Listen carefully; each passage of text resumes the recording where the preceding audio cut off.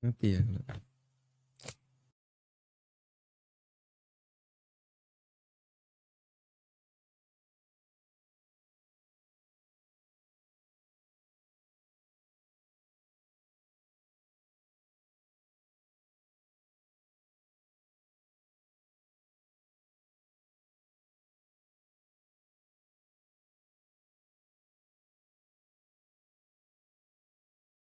Assalamualaikum warahmatullahi wabarakatuh. Innal hamdalillah nahmaduhu wa nasta'inuhu wa nastaghfiruh wa na'udzu billahi min syururi anfusina wa sayyiati a'malina. May yahdihillahu fala mudhillalah wa may yudlil fala hadiyalah. Wa ashhadu an la ilaha illallah wahdahu la syarikalah. Wa ashhadu anna Muhammadan 'abduhu wa rasuluh. Ya ayyuhalladzina amanu taqullaha haqqa tuqatih wa la tamutunna illa wa antum muslimun. Ya ayyuhan nasu taqu rabbakumul ladzi khalaqakum min nafsin wahidah wa khalaqa minha zawjaha wa batha minhuma rijalan katsiran wa nisaa'a wattaqullaha alladzi tasaaluna bihi wal arham innallaha kana 'alaikum raqiba. Ya ayyuhalladzina amanu taqullaha wa qulu qawlan sadida yuslih lakum a'malakum wa yaghfir lakum dhunubakum wa man yuti'illaha wa rasulahu faqad faza fawzan 'azima. Amma ba'du fa inna khairal kalami kalamullah wa khairal huda huda nabiyyina Muhammadin sallallahu alaihi wasallam wa syarral umuri muhdatsatuha fa inna kulla muhdatsatin fid dini bid'ah wa kulla bid'atin dalalah wa kulla dalalatin finnar. Alhamdulillahi bi ni'matihi tatimmus salihat. Di pagi hari ini kita akan mengawali sebuah kajian dengan merujuk kepada buku tafsir salat.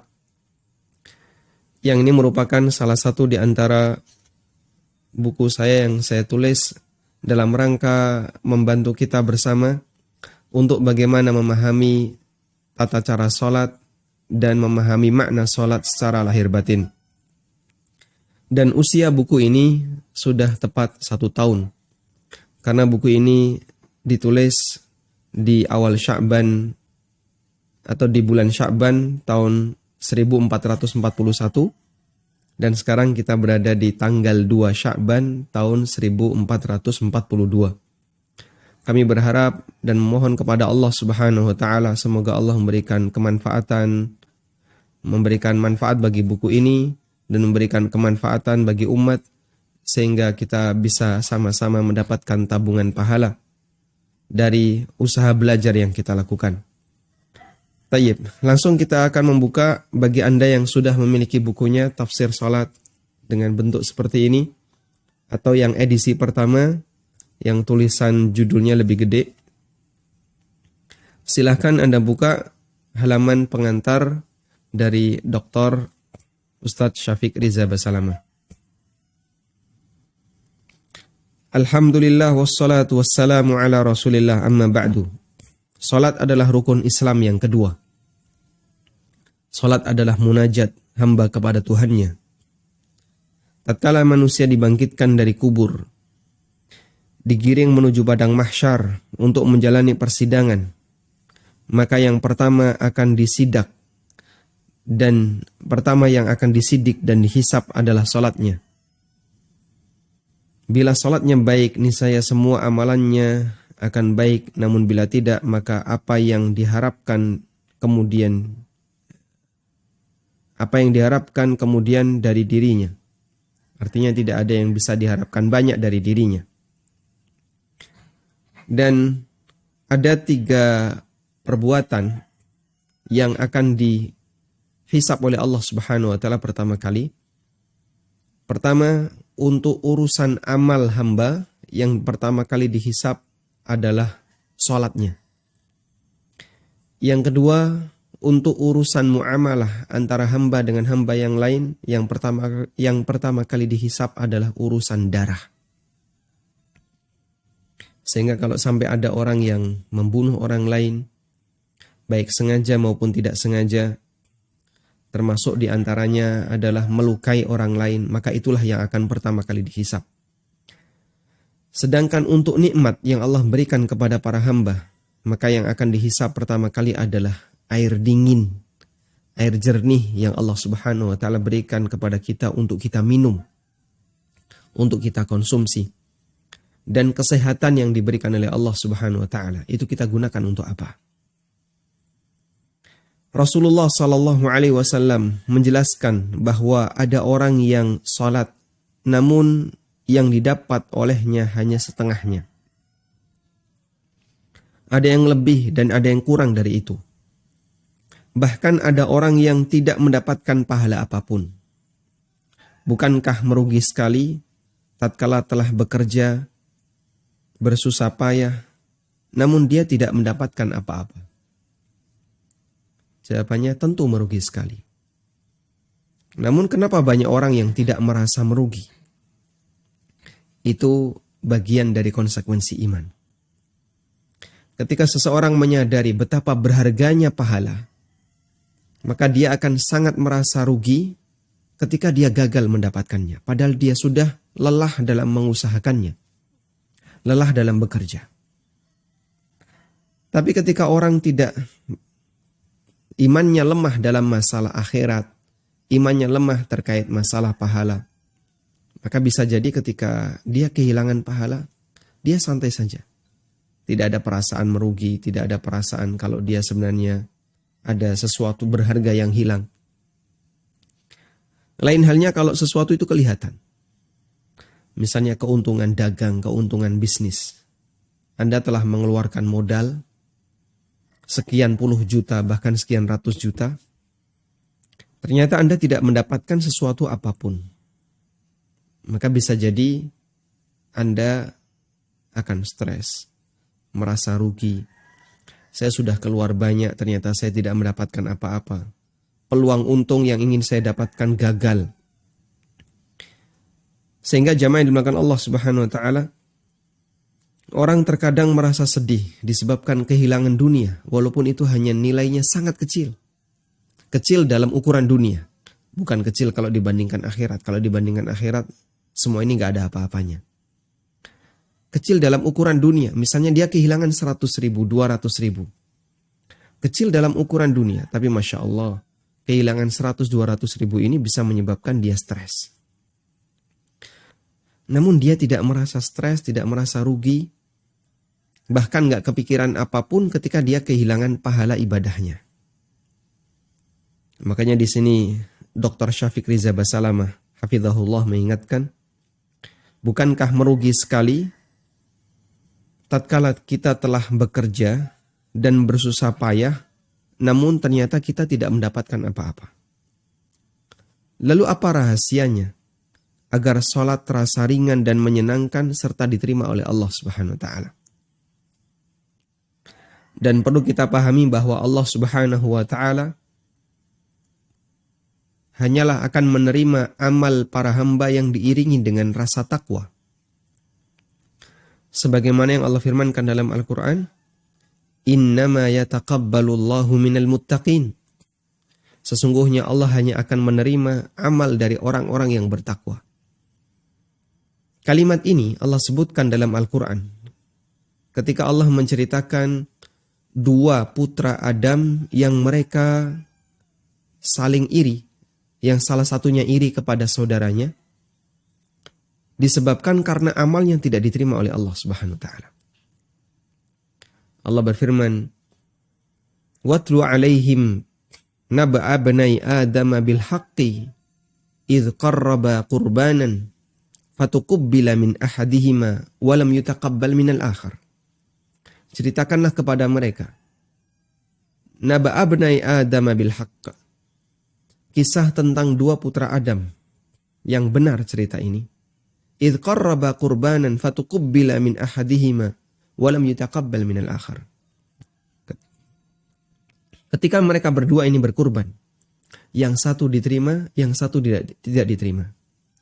Lalu orang yang tidak diterima ini mengatakan, qala la aqtulannak. Aku akan membunuhmu. Kemudian jawaban orang yang diterima, Qala innama yataqabbalullahu minal muttaqin. Allah hanya akan menerima amalan dari orang-orang yang bertakwa. Dan makna amalan dari orang yang bertakwa adalah orang yang ketika beramal diiringi dengan rasa takwa. Dan bentuk amal yang diiringi dengan rasa takwa, salah satunya adalah masalah kualitas. Sehingga kenapa dua putra Adam ini ketika berkurban sama-sama beramal, tapi yang satu diterima oleh Allah, yang satu tidak diterima oleh Allah? Jawabannya adalah karena yang satu amalnya berkualitas sehingga dia diterima oleh Allah, dan yang satu amalnya tidak berkualitas sehingga tidak diterima oleh Allah Subhanahu wa taala. Sehingga innama yataqabbalullahu minal muttaqin, Allah hanya menerima amal dari orang-orang yang bertakwa, artinya adalah amal yang berkualitas. Dan kita akan dihisab oleh Allah Subhanahu wa taala tidak hanya bagian lahiriah saja, tapi juga bagian batin. Sebagaimana yang disebutkan dalam hadis riwayat Muslim, Nabi SAW bersabda, "Innallaha la yanzuru ila suwarikum wala ila amwalikum, walakin yanzuru ila qulubikum wa a'malikum." Allah tidak melihat muka kalian. Allah enggak lihat wajah kita, Allah enggak lihat bagaimana bentuk fisik kita. Wala ila amwalikum, dan Allah juga tidak melihat harta kalian. Sebanyak apapun harta yang kita miliki tidak menunjukkan kalau kita lebih mulia dibandingkan yang lain. Walakin yanzuru ila qulubikum wa a'malikum. Namun Allah melihat hati kalian dan amal perbuatan kalian. Sehingga Allah menilai batin kita. Sebagaimana pula Allah juga akan menilai lahir kita. Maka kita dihisab oleh Allah Subhanahu wa taala lahir batin. Karena itu dua unsur amal ini harus selalu ada, mengiringi setiap kegiatan amal seorang hamba. Kita beramal lahir batin, bukan lahir saja, bukan batin saja. Sehingga kita perlu tahu bagaimana rahasia agar sholat yang itu merupakan amal lahiriah diiringi dengan batin yang sempurna, kita bisa mengamalkannya dengan perasaan senang, serta diterima oleh Allah Subhanahu wa taala. Buku ini ditulis oleh saudaraku Aminur Bais, hadir untuk menyingkap rahasia tersebut. Di masa di mana manusia banyak melaksanakan sholat yang hampa, hanya sekedar gerakan tanpa makna. Dan itu mayoritas sholat kita. Sehingga kita hanya melihat bagian lahiriah saja, itu pun masih banyak yang salah. Sehingga bagian lahir dari sholat kita kadang tidak sesuai dengan sunnah Nabi SAW. Atau bahkan banyak di antara kita ketika sholat hanya sebatas rutinitas, mengikuti rutinitas sejak kita kecil. Waktu kita SD, waktu kita TK bahkan. Ya dari dulu guru saya ngajari kayak gini. Sampai gede gak ada perubahan. Seperti itu. Sehingga sholatnya hanya sebatas gerakan fisik tanpa makna. Buku ini ditulis untuk membantu kita dalam memperbaiki sholat kita. Khususnya yang berkaitan dengan kekhusyuan kita. Yang terkadang sulit untuk diraih. Ya. Sebuah buku yang kata beliau layak untuk dibaca dan dimiliki oleh seorang muslim. Dan kami sekali lagi memohon kepada Allah, semoga Allah memberikan manfaat bagi buku ini, manfaat bagi penulisnya, dan juga manfaat bagi kaum muslimin. Semoga Allah Azza wa Jalla menerima salat dan ibadah kita, serta mengampuni dosa-dosa kita. Wa sallallahu ala Muhammadin wa ala alihi wa sahbihi wa sallam. Ini beliau berikan di tanggal 15 Syawal tahun 1441 Hijriah. Setelah PDF buku ini saya kirim ke beliau. Ditulis oleh beliau Syafiq Riza Basalamah. Hafizahullah ta'ala. Baik. Dan sebagaimana kebiasaan kita, kalau kita membaca buku yang baru, maka Anda silahkan buka daftar isi. Setelah membuka muqaddimah, mengetahui latar belakang penulisan buku, Begitu Anda sudah mendapatkan latar belakangnya, lalu Anda buka bagian muqaddimah. Di bagian muqaddimah nanti Anda, atau di bagian daftar isi, buka daftar isi, bagian daftar isi Anda akan bisa melihat peta buku ini. Silakan dibuka daftar isi. Di situ saya sebutkan beberapa poin ya. Daftar isi ini pertama berisi tentang muqaddimah sebelum kita belajar tentang khusyuk dalam sholat. Pertama adalah cara mudah agar bisa khusyuk, kemudian 5 catatan tentang khusyuk dalam sholat. Selanjutnya adalah merenungkan makna gerakan dalam sholat. Lalu 5 tingkatan manusia ketika sholat. Ini berdasarkan keterangan Ibnul Qayyim. Kemudian juga tentang mengamalkan sunnah yang beragam. Lalu bacaan sebelum takbiratul ihram. Sampai di situ pengantarnya. Anda pahami dulu ini dengan baik, kemudian baru kita masuk ke sholatnya. Kemudian di bagian sholat saya pilah-pilah sesuai dengan masing-masing posisi gerakan. Takbiratul ihram saya bahas sendiri. Kemudian fikih bersedekap, bagaimana cara bersedekap setelah takbiratul ihram. Kemudian doa iftitah, lalu bacaan-bacaan selama kita berdiri. Membaca doa iftitah, ta'awud, basmalah, al-fatihah. Amin saya sendirikan. Kemudian membaca surat setelah al-fatihah. Termasuk diantaranya adalah bagaimana cara memilih surat. Lalu kita belajar tentang apa itu tuma'ninah. Salah satu rukun sholat yang paling sering dijadikan kurban. Jadi kurban artinya banyak orang yang menyepelekan. Sehingga ketika dia sholat, rukun tuma'ninah ini tidak dikerjakan. Kemudian ada takbir intikal, perpindahan dari posisi berdiri ke ruku. Saya cantumkan tuma'ninah sebelum kita bahas ruku. Karena tuma'ninah itu biasanya ditinggalkan untuk semua rukun selain berdiri dan tasyahud akhir. Ada 2 rukun di mana orang pasti tuma'ninah. Sekalipun dia sholat secepat kilat. Ada 2 rukun yang dia pasti tuma'ninah, yaitu rukun di ujung dan ujung. Pertama saat dia berdiri membaca Al-Fatihah, yang kedua saat membaca tasyahud. Sedangkan pertengahan ini, rukun pertengahan ini sering mereka tinggalkan tuma'ninah. Mulai dari ruku, i'tidal, sujud, duduk di antara 2 sujud, nanti sujud yang kedua, itu sering orang tidak tuma'ninah. Tapi kalau membaca Fatihah dan surat serta membaca tasyahud pasti tuma'ninah. Saya pernah melihat video sholat tarawih secepat kilat ya, yang sudah tersebar, barangkali Bapak Ibu juga sudah menyaksikannya. 21 rakaat diselesaikan dalam waktu berapa? 7 menit. 7 atau 15? Ya sudah, kita ambil jalan tengah 12 menit ya. 21 rakaat 12 menit. Jadi 1 rakaat kurang dari 1 menit. Salat yang mereka kerjakan itu ketika membaca Fatihah dan surat dan saat tasyahud imamnya tuma'ninah. Sehingga dia ketika berdiri dia diam dalam waktu lama membaca Fatihah dan surat. Ketika mereka tasyahud juga sama. Mereka diam baca tasyahud meskipun cepat. Lalu salam.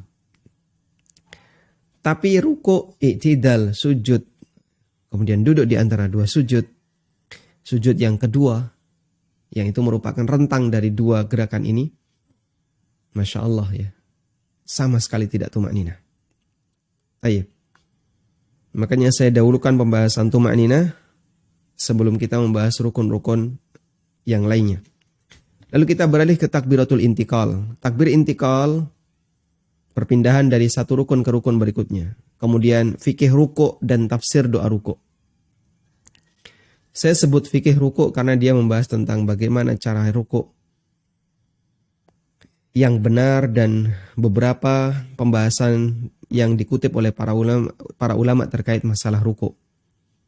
Selanjutnya adalah fikih i'tidal dan tafsir doa i'tidal. Jadi ada tata cara i'tidal sendiri, ada bacaan-bacaan i'tidal dan tafsirnya. Yang ketiga, saya tambahkan di sini tafsir doa kunut. Kemudian fikih turun sujud. Turun sujud saya sendirikan. Lalu ada fikih sujud sendiri tentang bagaimana cara sujud yang benar. Lalu apa saja yang dilarang ketika sujud. Kemudian dilarang baca Quran ketika sujud, berapa jumlah bacaan sujud dan seterusnya. Kemudian baru tafsir bacaan sujud. Kemudian fikih duduk di antara dua sujud dan tafsir bacaannya. Selanjutnya, untuk sujud yang kedua tidak kita bahas ya. Karena sama seperti sujud yang pertama. Langsung kita beralih ke duduk istirahat. Ada 9 catatan terkait duduk istirahat. Selanjutnya adalah fikih bangkit ke rakaat yang kedua. Sehingga bangkit di sini bagaimana cara yang benar. Lalu ketika sampai di posisi berdiri, apakah perlu membaca ta'awud dan basmalah secara pelan, mengulangnya ataukah langsung membaca Fatihah? Selanjutnya fikih tasyahud awal, kemudian tafsir bacaan tasyahud, kemudian bangkit ke rakaat ketiga dan keempat, lalu fikih tasyahud akhir, dan beberapa bacaan yaitu fikih dan tafsir sholawat. Yang terakhir adalah doa, kemudian doa sebelum salam, dan yang terakhir adalah fikih salam ketika sholat. Alhamdulillah. Semoga kita bisa menyelesaikannya dengan baik. Dan kalau Bapak Ibu sudah memperhatikan daftar isi, kita akan tahu petanya. Oh, berarti sistematika penulisannya seperti ini, petanya seperti ini. Dan secara umum saya cantumkan di bagian akhir atau di bagian sampul belakang buku ini bahwa konten utama buku ini ada 2. Pertama adalah bagaimana cara memahami sholat sesuai dalil. Sehingga kita mengajak kepada masyarakat untuk memahami sholat sesuai dalil. Jadikan sholat Anda berdalil. Yang kedua adalah memahami dan merenungkan setiap gerakan dan bacaan. Nah, setelah sholat kita sesuai dalil, bagaimana cara membaca, apa makna bacaan yang kita baca. Termasuk juga bagaimana merenungkan setiap gerakan-gerakan yang kita lakukan ketika sholat. Walhamdulillahi rabbil alamin. Baik. Selanjutnya kita akan belajar bagaimana cara mudah agar bisa khusyuk. Sebelumnya kita awali dari pertanyaan. Mengapa kita tidak khusyuk ketika sholat? Coba kita perhatikan hadis berikut. Dari Aisyah radhiyallahu anha, beliau menceritakan. Shalla Rasulullah sallallahu alaihi wasallam fi khamisatin laha a'lamun. Fi khamisatin laha a'lam. Nabi sallallahu alaihi wasallam pernah salat dengan memakai khamisah. Khamisah ya, baju seperti yang kita pakai. Ya. Laha a'lamun, yang dalam khamisah itu ada a'lam. A'lam di situ adalah corak. Dan bentuknya garis-garis. Ada garis-garis. Bahasa kita lurik ya. Kalau baju baik yang pakai garis-garis itu disebut dengan lurik. Lurik itu beda dengan batik. Kalau batik kan gambar-gambar banyak. Kalau lurik cuman corak tapi bentuknya garis. Fanadhara ila a'lamiha nadratan. Ketika beliau salat, beliau melihat ke arah luriknya. Nadratan. Beliau melihat ke arah coraknya. Falamma sallama qal, ketika salam beliau bersabda, idhabu bihadhihil khamisah. Idhabu bihadhihil khamisah ila Abi Jahm ibni Hudzaifah. Wa'tuni bi ambijaniyah fa innaha alhatni anifan fi salati. Tolong kembalikan baju ini ke Abu Jahm bin Hudzaifah dan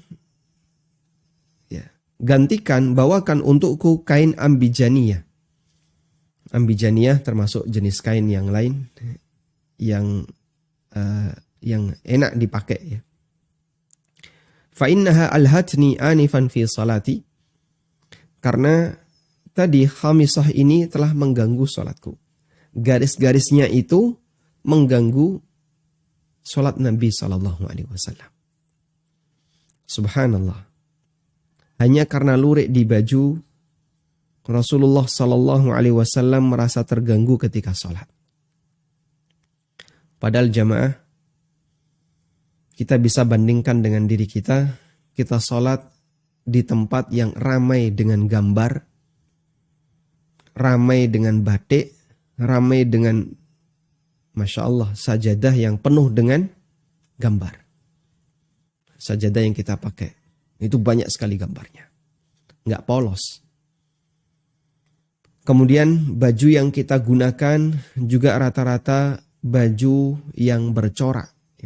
Dan itu tradisi Indonesia.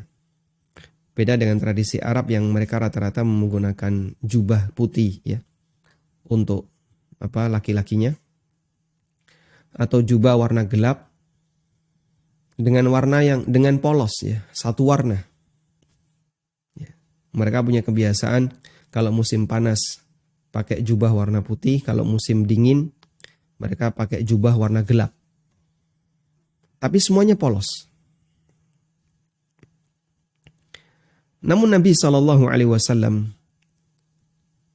ketika beliau salat dan memakai baju yang ada coraknya, beliau merasa terganggu. Sampai beliau meminta agar diberi ganti kain yang polos sehingga tidak mengganggu. Tidak mengganggu konsentrasi beliau ketika salat.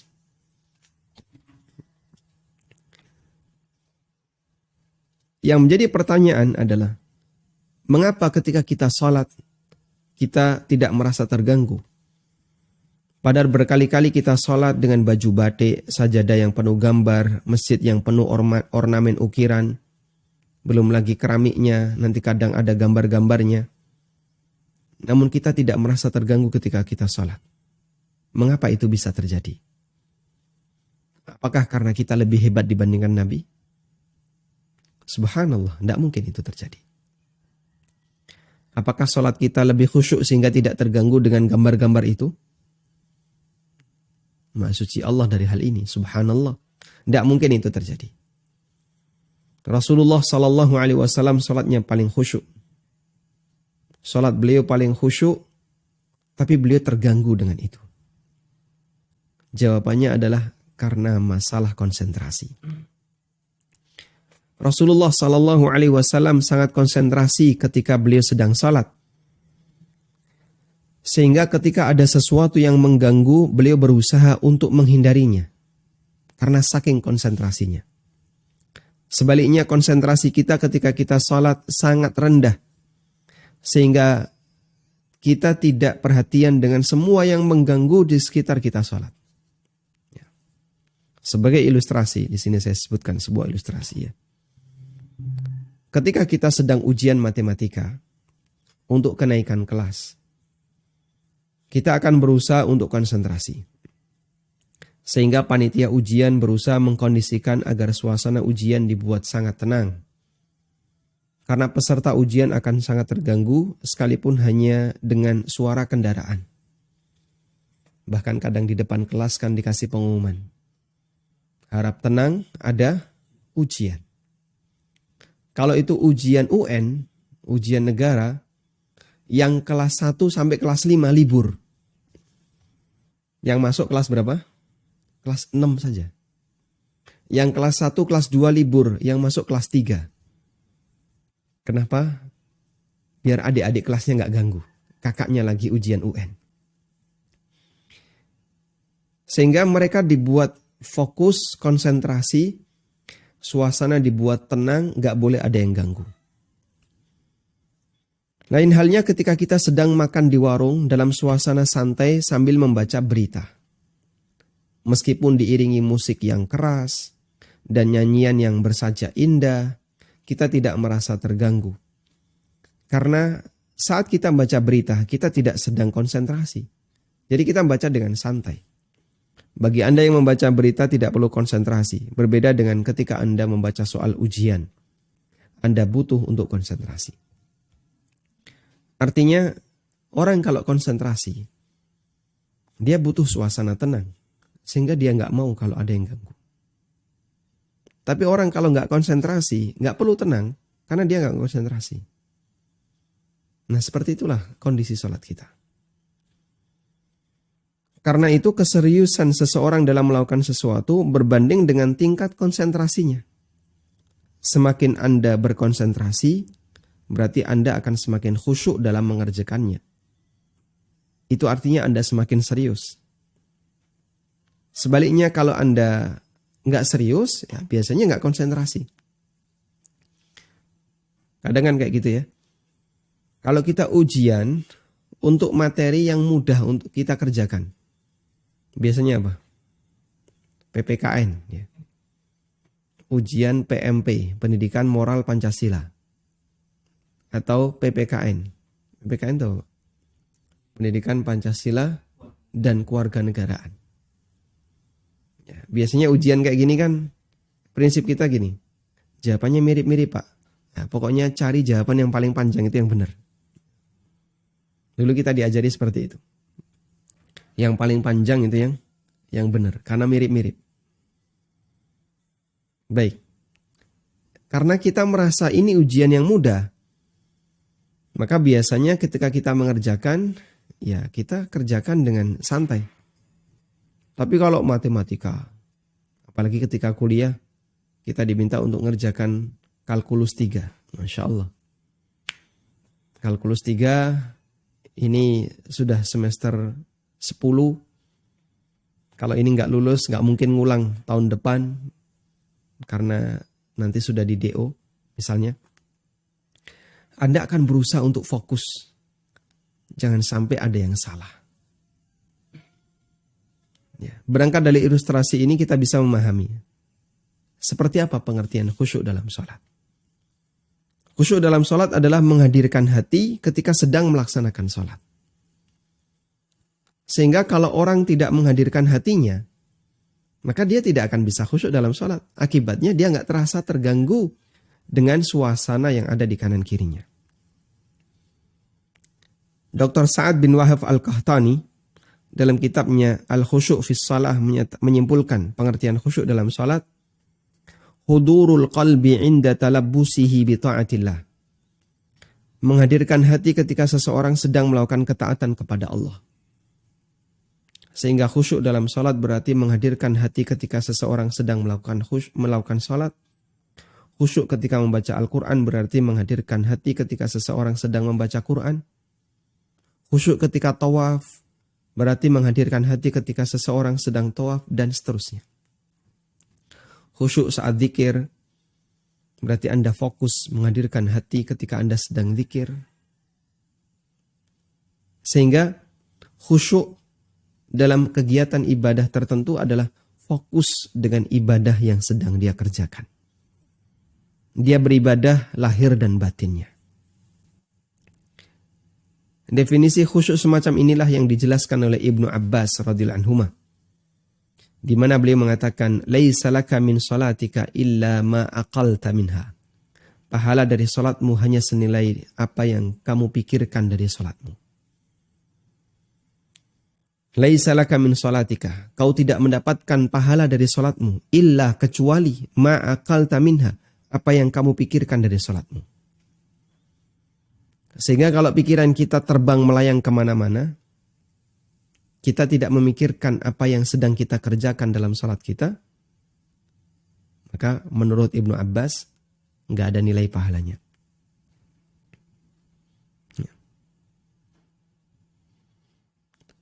Dan ini penjelasan Ibnu Abbas, bukan sabda Nabi SAW. Dan kata Syekh Albani sahih dari sebagian salaf.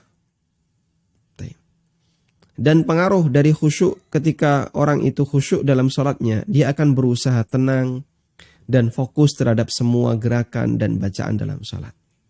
Sehingga wajar kalau sampai ada gambar atau suara yang itu mengganggu, membuat Nabi SAW merasa terganggu. Nah, baik jamaah yang dimuliakan Allah,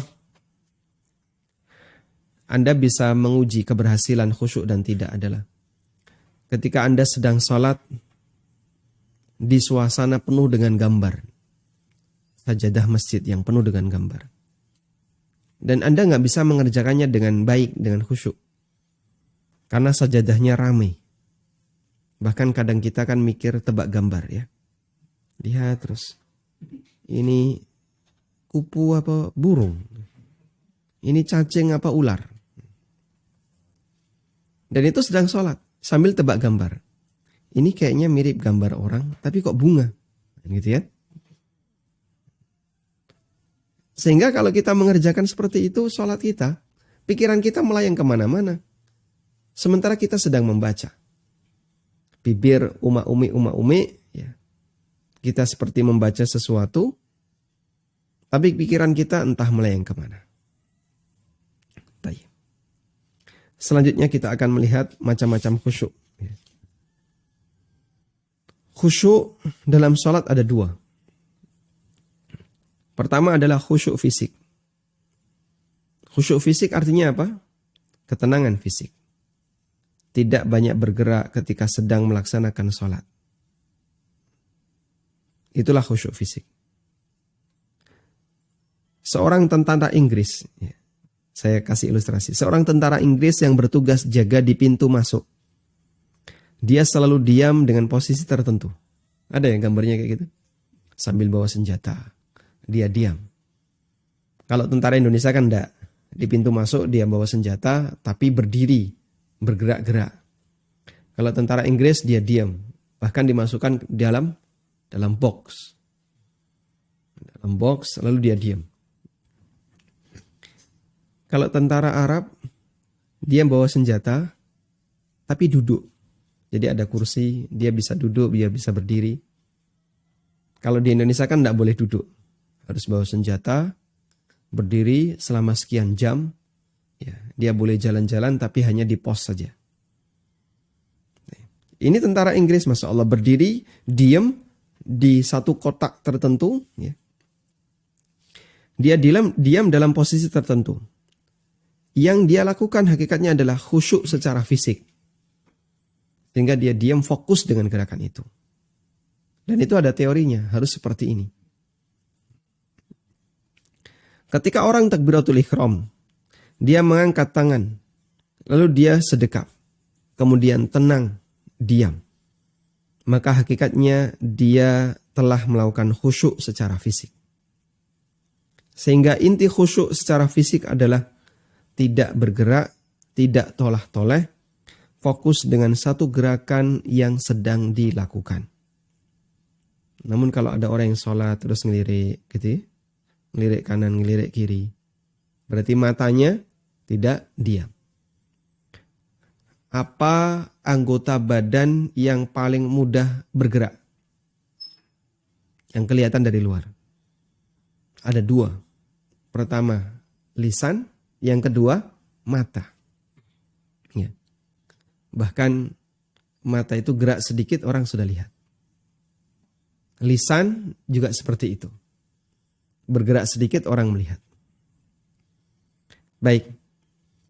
Khusyuk fisik yang diajarkan dalam sholat itu khusyuk anggota badannya dan bahkan termasuk matanya. Sehingga mata seorang hamba diminta untuk diarahkan di satu titik, yaitu tempat sujud.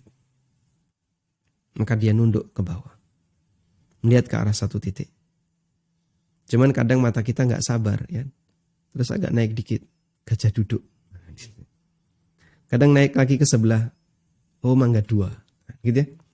Merek sarungnya yang dilihat.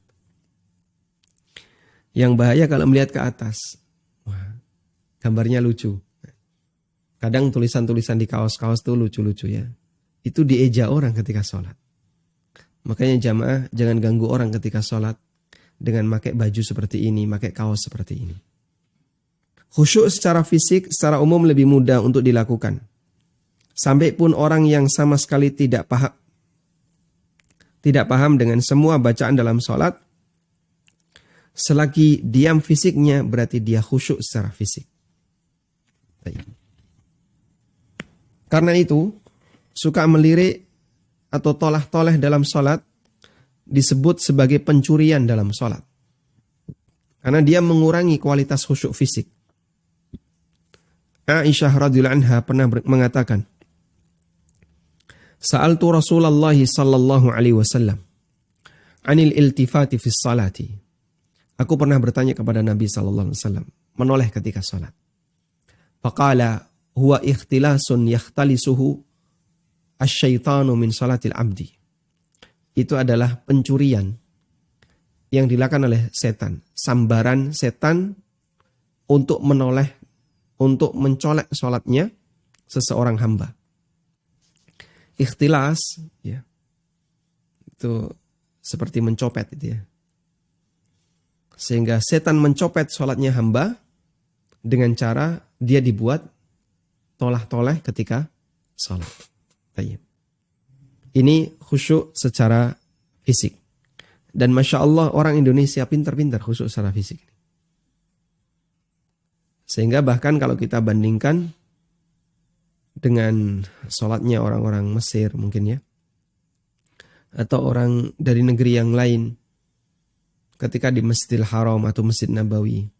Insya Allah sholatnya orang Indonesia paling bagus secara fisik. Sehingga dia ketika sholat sedekap anteng dia. Yang mungkin bisa jadi sampingnya ada orang yang ketika sholat dia kadang mainan baju, dia kadang mainan apa misalnya, kadang ada yang jenggotnya dimainin. Dan ada yang banyak gerak, ada yang bolak-balik membenahi apa ini tutup kepala. Ya. Tapi kalau orang Indonesia di sana insya Allah rata-rata bagus ya. Dia tenang, diam. Cuman nggak tahu batinnya ya. Apakah melayang kemana-mana nggak tahu. Selanjutnya, khusyuk batin. Khusyuk batin berarti batinnya fokus memikirkan isi sholat. Tidak berkeliaran, tidak berlarian, tidak memikirkan selain sholat yang sedang dia kerjakan. Batin kok bisa berlari Pak? Masya Allah. Batin itu lebih hebat dibandingkan fisik. Dia bisa tembus tembok. Kan ada orang ya, misalnya melihat sesuatu lalu dia kepo. Apa di balik itu? Batinnya itu bisa melayang terbang ke sana. Lalu dia punya dugaan. Bayangan-bayangan, itulah batin seorang hamba. Kadang dia bisa melayang kemana-mana. Bisa jadi ada orang yang mengerjakan sholat, fisiknya diam di masjid, namun batinnya di dapur, di warung kopi, melayang memikirkan usaha, memikirkan jodoh. Dan semua perasaan yang mungkin muncul ketika sholat, termasuk mikir utang. Dalam kondisi semacam ini, berarti dia khusyuk secara fisik, namun tidak khusyuk secara batin. Karena itulah khusyuk batin lebih susah dibandingkan khusyuk fisik. Karena umumnya batin lebih susah untuk dikendalikan dibandingkan fisik. Dua orang yang saling mencintai bisa saja fisiknya jauh, terpisah dengan jarak. Namun batin selalu bersatu. Bentuknya apa? Saling memikirkan kekasihnya. Orang yang tidak khusyuk ketika sholat disebut oleh Nabi SAW dengan orang yang sedang mengobrol dengan batinnya, bicara dengan dirinya. Karena batinnya sedang berbicara banyak hal di luar sholat. Nabi SAW menyebutkan keutamaan berwudu yang sempurna lalu sholat dengan khusyuk. Beliau bersabda, Man tawaddo'a nahwa wudu'i hadha. Siapa yang berwudu dengan wudu seperti wuduku ini. Tsumma qama faraka rak'atain. Lalu dia mengerjakan 2 rakaat salat. La yuhadditsu. Perhatikan kalimat ini ya. La yuhadditsu fihi ma nafsah. Dia tidak berbicara dengan jiwanya. Maksud berbicara dengan jiwanya gimana? Dia mikir banyak hal. Sehingga dia ngobrol dengan batinnya. Memikirkan banyak hal. Makanya kadang kan di film-film itu diilustrasikan ya. Ada suaranya. Jadi di film itu Masya Allah, penonton itu hebat. Ya. Sampai dia ngerti suara batin aktor, kan gitu kan. Kadang aktor diam, tapi ada suaranya. Itu mewakili apa? Hah? Ada sound effect ya. Itu mewakili suara batin aktor. Padahal aktor yang lain tidak tahu kalau aktor ini sebenarnya sedang batin. Ya, aktor diam, lalu keluar suara, ya, aku akan balas dendam. Nah, gitu kan? Masya Allah, kita sebagai pemirsa tahu suara batinnya. Padahal dia nggak ngomong apapun, wong syutingnya dia diam. Itulah yang dimaksud suara batin. Sehingga orang bicara dengan jiwanya. Nabi SAW mengatakan kalau ada orang yang wudhu dengan sempurna lalu dia mengerjakan sholat dan dia tidak ngobrol dengan batinnya, ghufira lahu ma taqaddama min dhanbi. Maka dosa-dosanya yang telah lewat akan diampuni oleh Allah Ta'ala. Hadis riwayat Bukhari Muslim. Untuk itu upaya yang dilakukan setan dalam menggoda manusia ketika sholat adalah dengan mempengaruhinya agar orang itu ngobrol dengan hatinya. Ingat ini, ingat itu. Sehingga sesuatu yang tidak kita pikirkan dalam sholat tiba-tiba muncul dalam sholat. Kan kadang kayak gitu ya. Nggak kepikiran, sebelum sholat kita nggak kepikiran. Tapi di tengah sholat kepikiran. Bahkan sampai seperti ini. Ketika kita sholat, kita itu sambil merancang kegiatan apa yang akan kita kerjakan setelah sholat. Ya. Anda bekerja, duhur istirahat, jamaah sholat duhur. Ketika Anda jamaah sholat duhur, sambil memikirkan, setelah ini saya ke warung, makan siang. Habis itu ngeprint ini, setelah itu ngantar ke sini. Nah, kemudian setelah itu fotokopi. Setelah itu nanti ini, Masya Allah. Itu sampai kita rakit ketika sholat. Kita merancang gerak kegiatan ketika sholat. Masya Allah. Dan seolah-olah kita jadi orang yang sangat sibuk ketika itu. Sehingga sesuatu yang tidak kepikiran kadang muncul dalam sholat. Apalagi kalau kita banyak pekerjaan, banyak kegiatan. Habis ini, habis ini, habis ini. Itu dirancang dalam sholat. Baik. Ini saya tidak cerita pengalaman pribadi ya. Tapi saya cerita pengalaman kita bersama ya. Karena suasana yang terjadi pada batin saya ya kurang lebih mungkin sama dengan apa yang terjadi pada batin para pemirsa. Dari Abu Hurairah radhiyallahu anhu, Rasulullah sallallahu alaihi wasallam bersabda, "Idza nudiya lis-salati adbara asy-syaitanu wa lahu duratun hatta la yasma'at ta'dzin."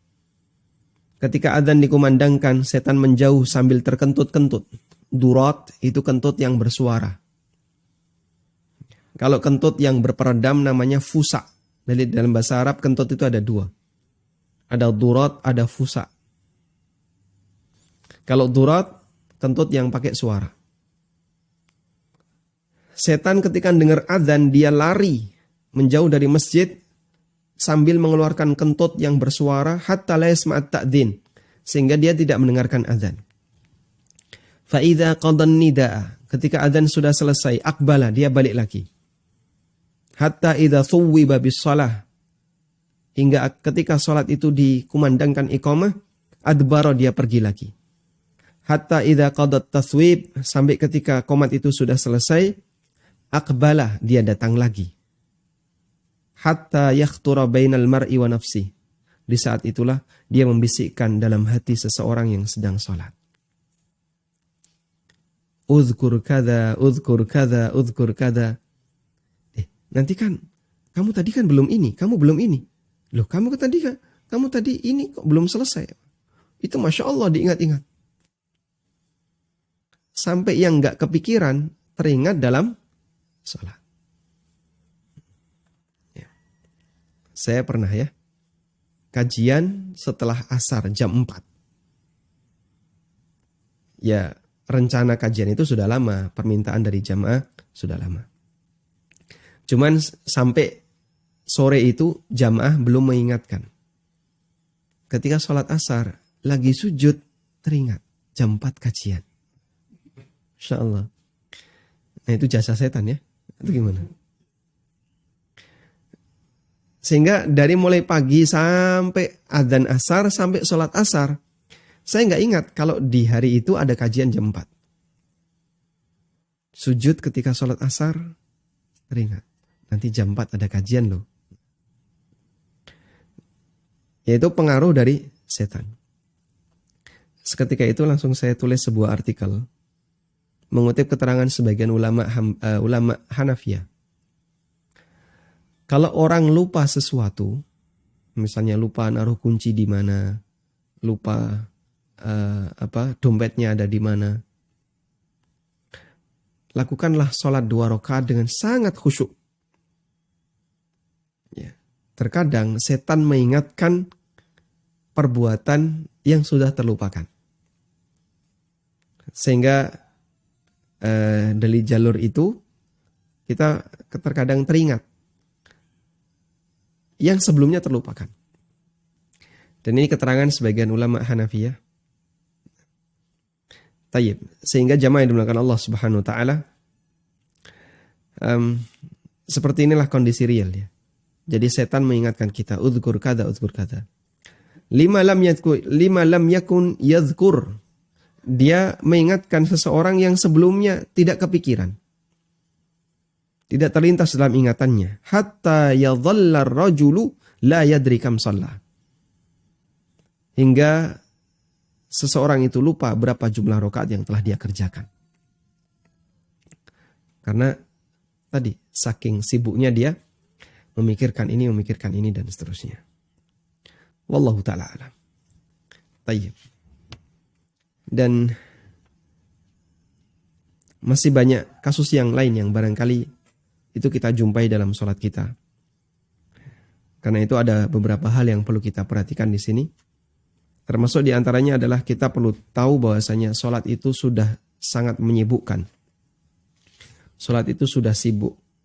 Dan apa yang perlu kita pikirkan dalam sholat agar kita fokus dalam sholat. Insya Allah akan kita bahas di pertemuan berikutnya. Insya Allah ta'ala. Demikian semoga bermanfaat. Wassallallahu ala nabiyyina Muhammadin wa ala alihi wa sahbihi wa sallam. Wa akhiru da'wana anilhamdulillahi rabbil alamin. Salurkan donasi Anda. Tidak ada satupun di antara sahabat Nabi SAW yang punya kemampuan kecuali mereka wakaf Untuk pembangunan SDTQ MIPS melalui rekening Bank Syariah Mandiri, kode bank 451, nomor rekening 7441049999 atas nama Yayasan Amal Abadi Indonesia. Info donasi 082 12345 7441. Semoga Allah Subhanahu wa taala memberikan keberkahan dan kemudahan. Wassallallahu ala nabiyyina Muhammadin wa ala alihi wa sahbihi wa sallam. Wa akhiru da'wana alhamdulillahi rabbil alamin. Wassalamualaikum. Alhamdulillah. Baik, selanjutnya kami persilahkan kepada para jamaah yang ingin bergabung. Kita angkat satu telepon, silahkan. Assalamualaikum, Ustaz. Waalaikumsalam warahmatullahi. Silahkan Bapak. Ya, Ustaz, maaf saya mau tanya mengenai zakat, ada yang belum sempat ditanyakan, Ustaz. Masya Allah. Silahkan Bapak. Ya, Ustaz, jadi mau tanya mengenai haul, Ustaz. Misalkan gini, Ustaz. Kita punya harta yang mencapai nisab itu pada bulan Sya'ban tahun 1441 Hijriah, misalkan. Berarti kan haulnya akan jatuh pada Sya'ban 1442 Hijriah. Nah, qadarullah pas waktu masuk sebelum Sya'ban, harta kita kembali ke di bawah nisab. Misalkan waktu bulan Rajabnya sudah di bawah nisab lagi. Tapi waktu masuk bulan Ramadan, harta kita kembali di atas nisab gitu, Ustaz. Nah, pertanyaannya Ustaz, apakah haulnya menjadi mundur 1 bulan di Ramadan atau haulnya dihitung ulang sehingga menjadi di Ramadan 43 Hijriah gitu, Ustaz. Baik, cukup Bapak. Itu yang pertama, Ustaz. Maaf, Ustaz. Jadi yang kedua gini, Ustaz. Ketika ada dapat harta tambahan dan yang haulnya berbeda, tapi saya jadi bingung sendiri gitu yang mana waktu untuk tahun-tahun berikutnya gitu, Ustaz. Ketika kita melakukan penyegeraan zakat, apakah seterusnya bisa kita anggap haulnya tergabung gitu, Ustaz? Baik. Itu aja, Ustaz. Jazakallah khairan, barakallahu fikum. Wa jazakallahu khairan. Fikum barakallah. Kita gunakan kurva mengukur nisab dan haul ya. Ini batas nisab seperti yang sering kita buat. Nah. Harta Anda tadi sudah disampaikan misalnya di Sya'ban tahun 41 mencapai nisab. Sya'ban tahun 41 mencapai nisab. Di sini Sya'ban tahun 41. Berarti prediksi kita adalah seharusnya di bulan Sya'ban tahun 42 kita bayar zakat. Begini. Tapi ternyata ketika di bulan Rajab harta Anda turun di bawah nisab. Sehingga sampai nabrak Sya'ban. Terus naik lagi. Nah, naik, kenaikannya ini ada di bulan, anggaplah misalnya di bulan Syawal tahun 42. Baik. Ulama beda pendapat. Apakah Anda wajib zakat ataukah tidak? Kalau menurut pendapat jumhur ulama, perhitungan Anda sejak di bulan Syawal ini. Maka nanti Anda ngitung rentang 1 tahun lagi. Dari bulan Syawal 42. Berarti zakat Anda nanti di bulan Syawal tahun 43. Karena ketika turun di bawah nisab, maka ini membatalkan perhitungan zakat sebelumnya. Ini dianggap batal, tidak berlaku. Meskipun dulu sudah di atas nisab. Begitu turun di bawah nisab membatalkan sebelumnya. Lalu dihitung lagi, dihitung yang baru ketika sudah mencapai nisab. Ini pendapat jumhur. Tapi kalau kita menggunakan pendapat Hanafiyah, dan ini yang kita rekomendasikan, maka Anda hitung sejak dari nisab yang pertama. Tahun Sya'ban tahun 41, ternyata Sya'ban tahun 42, harta Anda di bawah nisab, maka tertunda zakatnya. Nah saat Syawal, kok harta Anda di atas nisab, maka zakatnya di bulan Syawal ini, Anda keluar zakat. Sudah? Selanjutnya perhitungan Anda untuk tahun berikutnya di Syawal tahun 42. Jadi bisa geser perhitungan haul seseorang ketika mengalami kondisi semacam ini. Tayyib. Hal yang sama juga misalnya Anda menyegerakan zakat. Sehingga misalnya dalam satu kondisi tertentu Anda mau bayar zakat di bulan, atau bayar zakat Anda adalah di bulan apa misalnya? Di bulan Jumadits Tsaniyah, ya. Di bulan Jumadits Tsaniyah ini zakat Anda. Jumadits Tsani. Jumadil yang kedua. Ini Anda zakat. Ya. Oh, tapi kalau ini malah menunda ya. Misalnya zakat Anda di bulan Syawal. Zakat Anda di bulan Syawal. Anda harus bayar zakat. Lalu Anda dahulukan ke Ramadan. Ramadan besok Anda bayar zakat. Ini sambungan dari sebelah ya. Harusnya di Syawal Anda bayar zakat, tapi Anda dahulukan di Ramadan. Dan harta Anda sudah di atas nisab. Maka nanti untuk perhitungan selanjutnya Ramadan terus. Karena Anda sudah mindah, Anda sudah geser. Sehingga selanjutnya Anda bisa bayar zakat di Ramadan dan seterusnya. Wallahu a'lam. Nah. Baik, silahkan. Assalamualaikum. Waalaikumsalam warahmatullahi. Akan Ustaz mau nanya, kalau kita sholat subuh itu kan kita qobliyah dulu. Nah, tapi kita setelah wudhu sholat, kita tuh lupa kalau mau qobliyah, ingatnya sholat subuh. Apa itu langsung bisa kita sholat qobliyah atau langsung sholat subuhnya? Berarti switch ya? Iya, gitu. Nah, terus ini Ustaz, kan kalau kita sholat itu tidak semua kita memahami arti bacaan sholat. Terus apa namanya itu? Di saat kita baca Al-Fatihah, batin kita ini, oh nanti saya baca surah ini. Nah, apa itu bisa dibilang tidak khusyuk? Di saat baca Fatihah Anda mikir surat yang lain. Surat lain setelah nanti baca Al-Fatihah. Yang direncanakan untuk dibaca setelah Fatihah. Iya. Entah ya. Nah itu gitu aja Ustaz. Jazakallah khairan. Barakallahu fiik. Wa jazakumullah khairan. Bolehkah switch niat? Ya. Betul ya. Jadi sholat A, pengennya sholat B. Lalu switch ke sana, kan? Akhirnya ganti sholat B. Nanti di sholat B, wah kayaknya nggak cocok ini. Switch lagi ke sholat C. Bolehkah seperti itu? Ini keterangan Imam Ibnu Utsaimin. Saya mendengarkan audionya. Ada seseorang yang bertanya kepada beliau rahimahullah terkait switch sholat itu. Switch niat ya. Ganti niat dari sholat A ke sholat B atau dari sholat B ke sholat C. Itu boleh ataukah tidak? Kata kuncinya begini. Sholat ada dua. Ada sholat mutlak, ada sholat ya. Yang kedua adalah sholat zatul asbab atau yang beliau istilahkan dengan sholat muayyan. Sholat muayyan. Sholat muayyan itu sholat tertentu.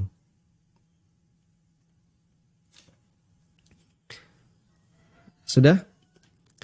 Pergantian yang mungkin adalah dari kalau menuju muayyan tidak bisa. Tapi kalau menuju mutlak bisa. Ini teorinya. Kalau menuju muayyan nggak bisa. Kalau menuju mutlak bisa. Sehingga begini. Muayyan ke muayyan. Ini tidak bisa. Udah? Yang kedua, mutlak ke muayyan. Ini juga nggak bisa. Tapi kalau muayyan ke mutlak, nah ini bisa. Jadi kata kuncinya hanya bisa jika switch niat itu menuju mutlak.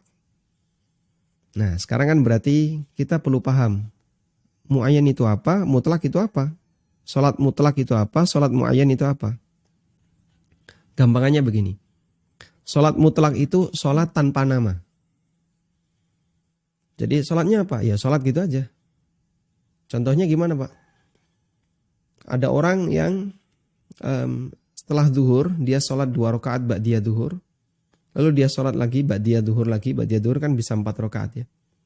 Kemudian setelah itu dia sholat lagi. Loh kamu sholat apa? Ya pokoknya saya pengen sholat. Atau setelah maghrib, setelah dia sholat ba'diyah maghrib, terus dia sholat lagi. Kamu sholat apa? Ya pokoknya saya pengen sholat. Di beberapa pondok tahfidz, mereka melakukan sholat, tujuannya hanya untuk mengulang hafalan. Jadi dia masuk masjid, wudu, lalu dia tahiyatul masjid, kemudian setelah itu dia sholat. Sholat yang kedua itu dia sholat, langsung mengulang hafalan. Ya tentu saja baca Fatihah ya, baca Fatihah dan terus mengulang hafalan. Ya, sehingga cara santri ini dalam mengulang hafalan itu dipakai untuk sholat. Nanti rakaat pertama misalnya dapat 3 halaman, 4 halaman, terus baru ruku. Rakaat kedua nanti dia dapat sekian halaman baru ruku. Kadang ketika menunggu imam saat Jumatan, dia masuk masjid jam 10. Kemudian dia sholat, lalu dia sholat tahiyatul masjid, lalu dia sholat duha. Kemudian setelah itu dia sholat, mengulang hafalannya. Murajaah. Sholat-sholat seperti itulah sholat mutlak. Sehingga sholatnya tanpa nama. Kalau sholat muayyan, berarti kebalikannya. Sholat yang punya nama. Punya nama contohnya apa Pak? Qobliyah subuh itu punya nama. Sholat subuh apalagi. Semua sholat wajib muayyan. Semua sholat yang punya sebab muayyan. Kamu sholat apa? Tahiyatul masjid, muayyan. Kamu sholat apa? Sholat witir, muayyan. Semua sholat yang punya nama, statusnya muayyan. Nah kalau switchnya terjadi dari muayyan ke muayyan, seperti tadi ya, saya itu belum qobliyah subuh. Kok tadi niatnya sholat subuh ya? Tak switch jadi sholat qobliyah subuh.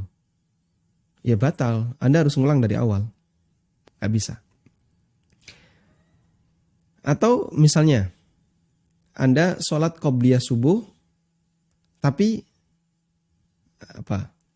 ternyata teringat keretanya mau berangkat. Wah, ini kalau qobliyah subuh dulu, nanti ketinggalan kereta. Kan ini sholat lagi. Misalnya Anda sholat di stasiun atau di bandara. Di bandara masuk subuh, Anda Anda sholat qobliyah subuh. Tiba-tiba boarding call. Saat boarding call itu kan Anda terus perhatikan. Ya. Para penumpang pesawat Boeing 757 ya, dengan nomor penerbangan ini. Nah, itu Anda nggak hafal. Itu masih ditunggu aja ini tujuannya mana. Tujuan Merauke. Wow, Anda mau ke Merauke. Oh, ini saya ini. Qobliyah subuhnya langsung switch jadi sholat subuh. Batal sholatnya. Nggak bisa. Anda harus ulangi dari awal. Tapi kalau muayyan ke mutlak boleh. Muayyan ke mutlak contohnya gimana, Pak? Anda misalnya ya, sholat tadi sudah sholat qobliyah subuh dan sholat subuh. Sudah? Lalu beraktivitas. Masuk waktu duha, jam 9 Anda sholat. Dalam bayangan Anda kepikiran, kayaknya tadi kok belum qobliyah subuh. Lalu Anda sholat 2 rakaat dengan niat qobliyah subuh. Di tengah sholat Anda teringat, enggak kok tadi sudah kok. Oh iya sudah ya. Di tengah sholat Anda teringat, kayaknya tadi sudah sholat qobliyah subuh. Langsung Anda switch. Ya saya switch di sholat sunnah biasa. Nah seperti itu bisa. Sehingga terjadi peralihan dari sholat muayyan ke sholat mutlak. Hukumnya diperbolehkan. Wallahu a'lam. Nah. Bismillah. Dari beberapa WA yang sama, Ustaz. Masya Allah. Bagaimana hukum memakai sajadah bergambar Ka'bah dan masjid? Jika tidak boleh, sebaiknya sajadah tersebut dibuang atau bagaimana, Ustaz? Jazakallahu khairan. Ada fatwa yang disampaikan oleh Imam Ibnu Baz tentang sajadah bergambar sesuatu yang dimuliakan. Gambar Ka'bah ya terutama yang banyak kan. Yang gambar ini kan karena sesuatu yang mulia, maka seharusnya kita muliakan. Sementara sajadah itu penggunaannya kita jadikan sebagai alas. Maka jamaah ketika sholat dia pakai sajadah. Betul Ka'bah ada di depannya. Cuman kan kadang sajadah itu dilipat terus diduduki. Dan itu termasuk di antara sikap yang ya kurang terhormat. Nah terus bagaimana solusinya? Ya ini kesalahan umum di masyarakat dan untuk mencegahnya memang sangat sulit. Kalau Anda bisa menjaga sajadah Anda dengan baik sehingga tidak dihinakan, silahkan dilakukan. Sehingga tetap Anda jaga sajadah itu jangan sampai diduduki. Boleh dipakai sebagai alas tapi yang nggak kena Ka'bah. Sehingga Ka'bahnya selalu ditaruh di depan. Boleh nggak pakai gitu? Boleh. Saya naruh buku misalnya. Buku ini saya taruh di depan saya ketika sholat. Kan nggak mungkin saya taruh berdiri gini kan? Kalau saya taruh berdiri gini, kena angin, jatuh dia. Maka saya pasti akan tidurkan buku ini. Lalu saya sholat. Buku ini di depan saya. Ketika saya tasyahud, nggak mungkin buku ini saya duduki. Ketika selesai sholat, nggak mungkin buku ini saya taruh di kaki, saya duduki, nggak mungkin. Karena kita tahu buku ini isinya misalnya hadis-hadis, Al-Quran dan hadis. Buku-buku yang lain juga sama. Makanya ditaruh di depan nggak masalah. Kalau sajadah Anda bisa Anda jaga selalu ditaruh di depan, sehingga tidak sampai menduduki bagian yang bergambar Ka'bah, bagian yang dimuliakan, silahkan Anda tetap pertahankan. Tapi kalau ada potensi untuk dihinakan, misalnya dipakai tiduran, kadang diinjak-injak, kadang diduduki, maka sebaiknya Anda ya mungkin bisa dipotong bagian Ka'bah itu dan sisanya masih bisa dipakai. Lalu bagian Ka'bah bisa ditempel di mana misalnya? Di tembok atau Anda bakar sehingga tidak lagi berbekas. Insya Allah itu yang lebih baik. Wallahu a'lam. Tayyib, demikian yang bisa kita kupas di kesempatan kali ini. Semoga bermanfaat. Wa sallallahu ala nabiyyina Muhammadin wa ala alihi wa sahbihi wa sallam. Wa akhiru da'wana anil hamdulillahi rabbil alamin. Subhanakallahumma wa bihamdika asyhadu an la ilaha illa anta astaghfiruka wa atubu ilaik. Wassalamualaikum warahmatullahi wabarakatuh.